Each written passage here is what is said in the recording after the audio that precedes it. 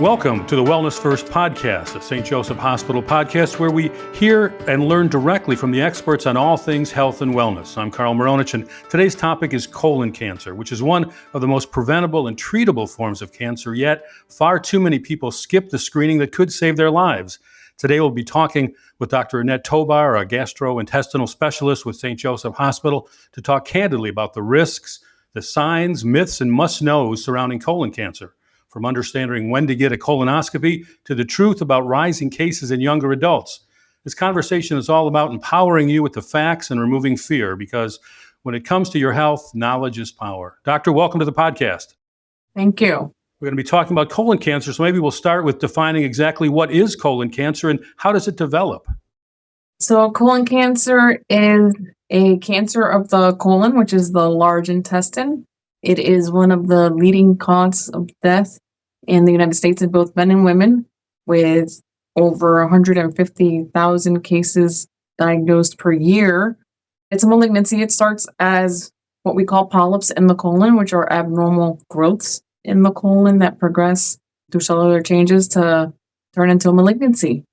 So the development is typically it's from different types of polyps. There are certain genetic syndromes that can predispose patients to the development of colon cancer. Yeah. And what would some of the common symptoms be that someone should be looking for and let them know there could be an issue? So that is a great question, and that is the reason we recommend colonoscopy. Is the majority of colon cancers are asymptomatic. For patients who do develop symptoms, we can consider things like bleeding, abdominal pain, weight loss, a loss of appetite, or even anemia.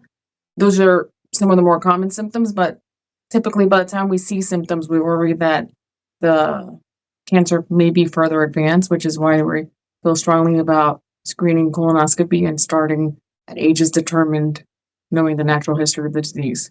Yeah, so talk about age a little bit. When generally should folks get their first colonoscopy? And as we mentioned in the intro, we're hearing that there are rising cases among younger adults. So maybe talk a little about the age factor and when folks should really start considering a colonoscopy. More recently, the age of screening for colon cancer has been lowered to 45. I think the more well-known age is 50. We are seeing colon cancers in younger patient population, which is why this was lowered. The definition of average risk means not having a family history of colon cancer or polyps, or having a personal history of colon cancer or polyps. So that patient population we recommend at the age of 45.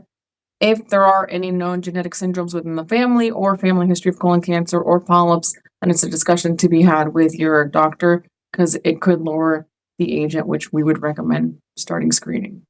We've mentioned colonoscopies. Are there other forms of screening that folks may be able to take and that you might recommend or would have a little conversation about?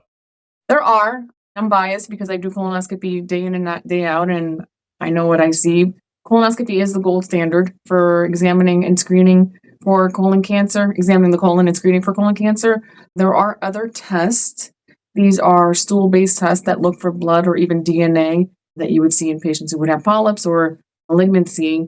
These tests are an alternative. Like I said, I feel colonoscopy is the gold standard. It's forward view of the lumen within the colon. You're going to be able to see in real time what is happening. If there are any polyps, they can be removed at that time, and that is part of the prevention of colon cancer, is removing these polyps before they advance. Now, if you were to not get a colonoscopy, go with the other type, it seems like oftentimes you're going to say, well, there may be something, get a colonoscopy. So it's going to come back to that oftentimes. So it seems like that might be the logical place to start with a colonoscopy. That is my recommendation if patients feel truly adamant about not doing colonoscopy, and we can understand why. It's a more invasive exam. It requires a prep. Then the other alternatives should be offered, but it's with the caveat that they're not as sensitive at detecting polyps, so they're not as good for preventative.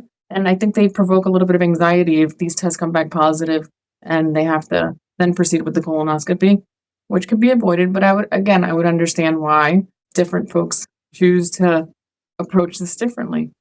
How effective are screenings in preventing colon cancer and catching it early? They're very effective, which is why the societies have come together and made these recommendations. Knowing the natural history of colon cancer, preventing it, it lowers mortality associated with colon cancer. And that is why insurance companies will cover it. It seems more cost effective even for patient care. As you mentioned, you do these a lot. You're involved. This is your line of work. What common myths or misconceptions do you run into with patients around colon health and colonoscopies? So with everything else, we're about our daily lives. If we feel well, we don't think anything is wrong. And I think that's some major misconception. Patients find it hard to believe that they would even have polyps or advanced polyps or even colon cancer because they're feeling well. And like I said, they're asymptomatic. So that's the biggest misconception or myth that I would present to a patient because we would hate to miss something. The other thing is not having a family history. It doesn't run in my family. And that's something that patients might rely on and have a missed opportunity at having screening for colon cancer. Yeah. Now, if someone is getting 45, older, and thinking about I need to get a colonoscopy, do they need to get a referral from their primary care provider first, or can they directly call the office and schedule themselves? Typically, it's by referral from the primary care. If patients are established with us for other reasons, we can also follow up on that and place a referral ourselves. But typically, it's through the primary care. Very good. So, which people should be doing regularly. They should be seeing their primary care doctor. As you said, a lot of things are asymptomatic, so they should be seeing their doctor regularly to try to avoid those things. Lifestyle. Are there any things folks can do from a lifestyle perspective that might reduce their risk or at least better their chances when it comes to colon cancer and colon health? Yes, absolutely. So genetics play a big part in colon cancer, and you can't change that. That's not the expectation, but I do recommend my patients not smoke. Smoking across the line is associated with malignancy, many malignancies. I recommend my patients avoid being sedentary, remain active, avoid obesity. Other things that could be avoided are alcohol, but those are the major ones. And then you could argue processed and red meats.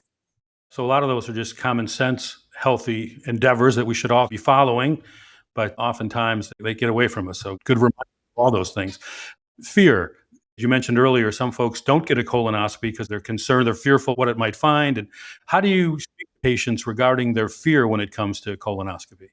Patients will often come and try to meet us before having a colonoscopy. I think they appreciate meeting with the physician before.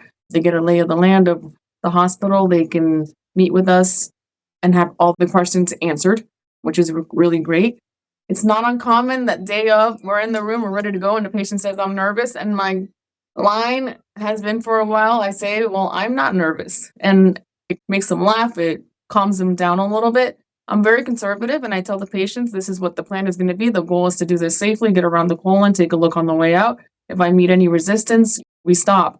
There's a way to do this and get through it effectively and safely. And I try to reassure my patients that's what we're going to do. And I think that does calm them down or make them feel more at ease.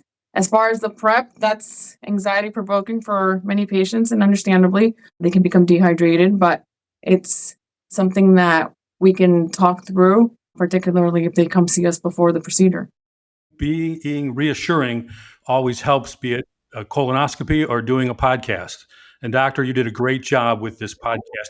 Anything we didn't mention that you want to make sure we do?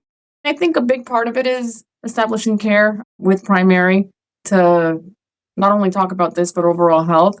I think it's not uncommon that patients, the family history is not teased out well, and it's a missed opportunity for potentially starting sooner in some patients that may need to have colonoscopy sooner.